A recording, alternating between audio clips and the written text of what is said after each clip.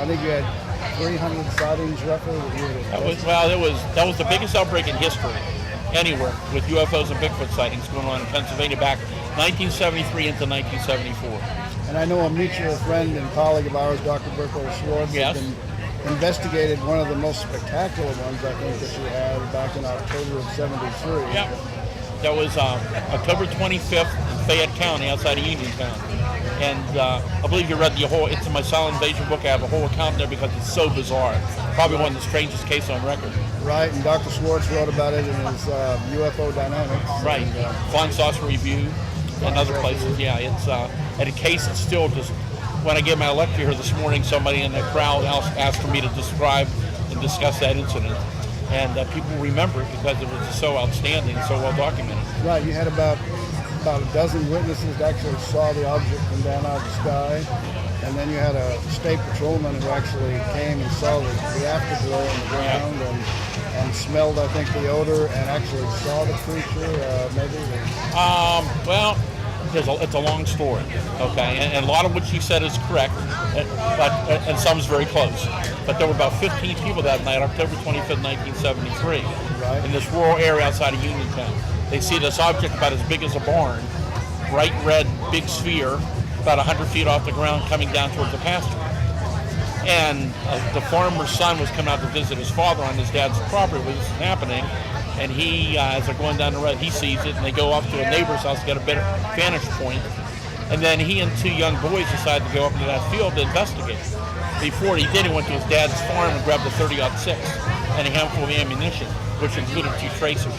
I'm just giving a real brief summary. And anyhow, when they got up in the field, they're shocked because about 250 feet away, the object's on the ground. So right close to above the ground.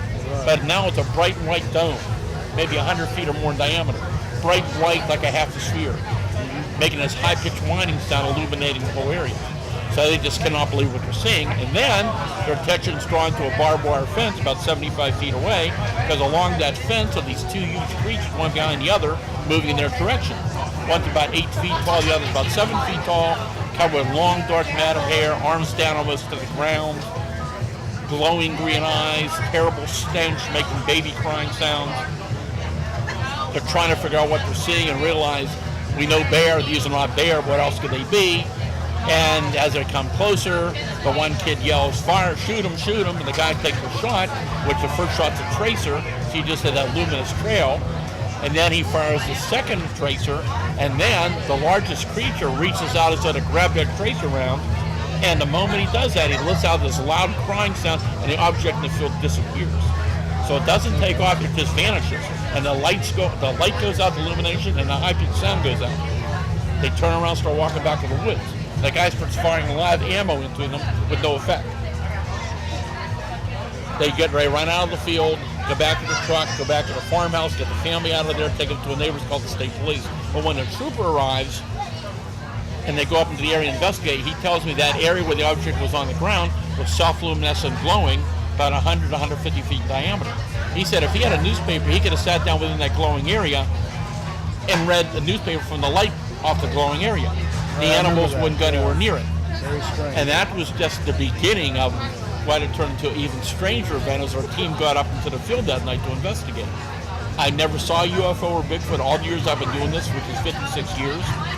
But what happened that night and what we documented highly suggested there was a lot more to the UFO and Bigfoot phenomenon than any of us had any idea of. And continuing years later, of the case I investigate year after year, more and more I'm convinced that this is a much stranger phenomenon than a lot of people might accept. But I don't have the answers, but I'm not going to dismiss it because I don't understand it. So you resonate with Mothman because it's, you've been dealing with monsters for a while. And oh yeah, I've been out in the field investigating since the Kecksburg incident in 1965. So in 1965, I began to actually do field research on cryptids and UFOs. So since then, I've been working on thousands of UFO cases, hundreds of cryptid sightings.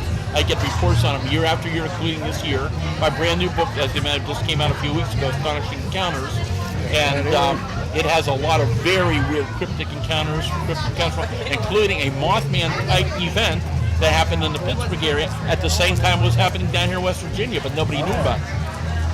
And so a lot of strange things going out there, there's no doubt about it. And this year's been very, very active in my parts of Pennsylvania. So, how did you get interested in cryptozoology? Well, it's been a lifelong interest. You know, unlike a lot of researchers who claim to have had a sighting and that kind of set them down that path, and for me personally, I just had a lifelong interest when I was a young boy. I remember watching a TV show about Bigfoot, and this was in the late 70s, of course, when there weren't a lot of TV shows on in the first place, but you did have like In Search Of and some of those old mystery shows, and man, I just thought it was the coolest thing ever, the possibility that there's some monster running around in the woods in North America. So I, went to the library and I read every book on the subject, but what was really important was that my mother was a travel agent and she was very adventurous, so she took me on these vacations all around the world where I got to explore. Yeah, I've seen pictures on Facebook. Yeah, the Amazon jungle, Australia, Africa, all these places, and wherever I went, I was always kind of inquiring about the local legends of different weird creatures and things. And then at 15 years old, we visited Loch Ness in Scotland, of course, the iconic Loch Ness Monster. And I attempted my first field research with a little movie camera and interviewing people and stuff. So it's just been a lifelong passion / obsession. And then along came John Keel with Mothman. Oh yeah, well, yeah, John Keel along the way, of course, huge influence. Yeah, I mean, as I've gotten into it, I've been very fortunate, of course, had some great opportunities and stuff, but just experienced things. I've never seen any, cryptids or weird creatures. People always ask me that. Have you seen any of these things that you hunt for? No, I've never had a visual sighting of one. So I'm always a little bit skeptical until I see one with my own eyes. But I've interviewed hundreds of eyewitnesses, many of them very credible, sincere people that have, claim to have had remarkable experiences. And I have heard some things out in the, looking for Bigfoot. I've heard some vocalizations that I think sounded like a large primate. I found some tracks, footprints that were, classic Bigfoot type footprints. So, that's pretty much. So is this your first Mothman festival? This is, yes. Yes, Jeff Walmsley has asked me, for a while now. And that's it. I mean, it's an iconic story. It's probably, Mothman is obviously one of the most, well-known beings, apparitions in the annals of the unexplained. Absolutely. And this community has really embraced the whole mystery, which is really awesome. And yeah, having a great time. Brent, thank you. It's an honor and a pleasure, sir. This is one of the most energetic, vibrant events that I go to. I go to a lot of events. I have lots of favorites, but I will never miss Mothman unless something dire happens. It's the energy that the attendees bring, top-notch researchers in paranormal and cryptozoology, so you're always getting the latest perspectives on things, and it's just a lot of fun on top of it. So I have a lot of fans here, and it's a real highlight of the year to come to Mothman. I've seen a lot of pictures of you and John Keel just recently again on Facebook. How much of an influence perhaps his studies and knowing him had on you being here today?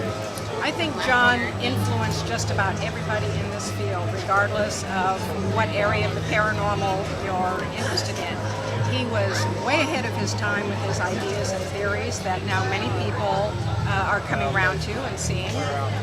John was a friend of mine, and I got to know him in the 1980s. I was a member of his New York 40ing group, and I attended that. We met in the city many times for dinner. We saw each other at events. I admired his work tremendously, and I've often referred to it and quoted it in my own work. So John left a tremendous legacy for all of us.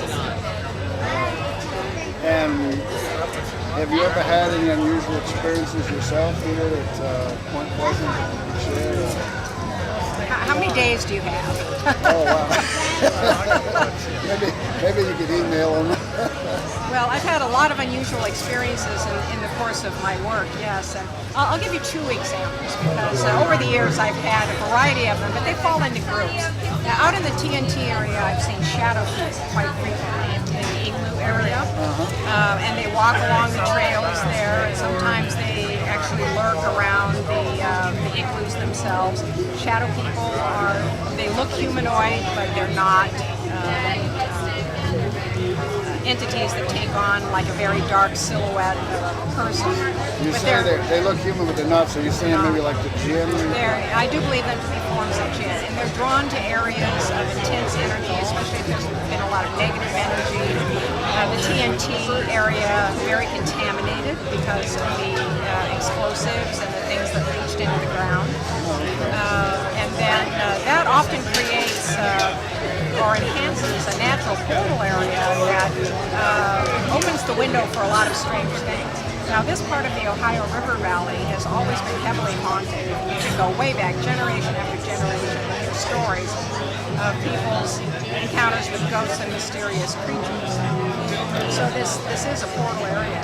Now, the Low Hotel has a great deal of ghost activity in it, and I've seen apparitions there, disembodied voices, mysterious lights moving around, and so that's a very active area as well.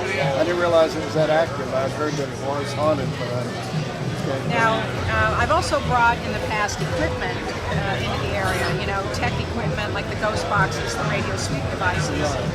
And I've always got interesting evidence on them, communications from a lot of times unknown personalities. They don't identify themselves, but it's not unusual to run a ghost box and get nothing at all. You just never know. But this seems to be such a highly active area that it's very unusual not to get something. Now, one year I was with John and Tim Frick, Men in Black, famous Men in Black. I just met Tim. And our friends Joey and Tanya Medea have been, we call ourselves the Mothman Irregulars. We're kind of a collection of friends who are intensely interested in Mothman. And Steve Ward, he's also a tour guide now out of TNT. And we took one of my ghost boxes down to the river at the approximate point where the Silver Bridge collapsed. And we got a lot of EVPs there, including a voice that sounded very much like John Keel.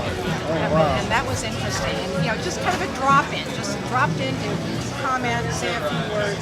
That's often the case with communicators. So that's part of the attraction that I have for this area as well. There's a hotbed of UFO activity, mysterious creatures. There probably isn't a person in town that doesn't have a ghost story to share. It's an amazing area. Okay. Well, that is very fascinating indeed. And anyway, thank you very much. Thank you, Brent. It was very nice to meet you. Yeah, it flew away. It jumped off the side. Like I said, jumped because I didn't still see no wings. So I said it jumped off that building, and we were here, and it run past our car. And there was some hedges there about 6 feet tall, all growed out with a fence that was in it dividing the bunkers, the military bunker.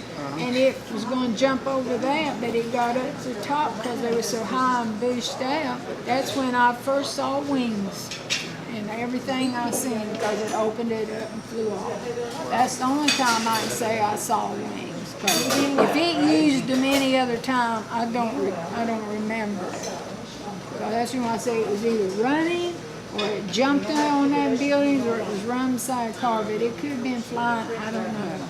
People say, well, did y'all get y'all stories together? I said, look, I don't know her. I just heard of her. I can understand people thinking that.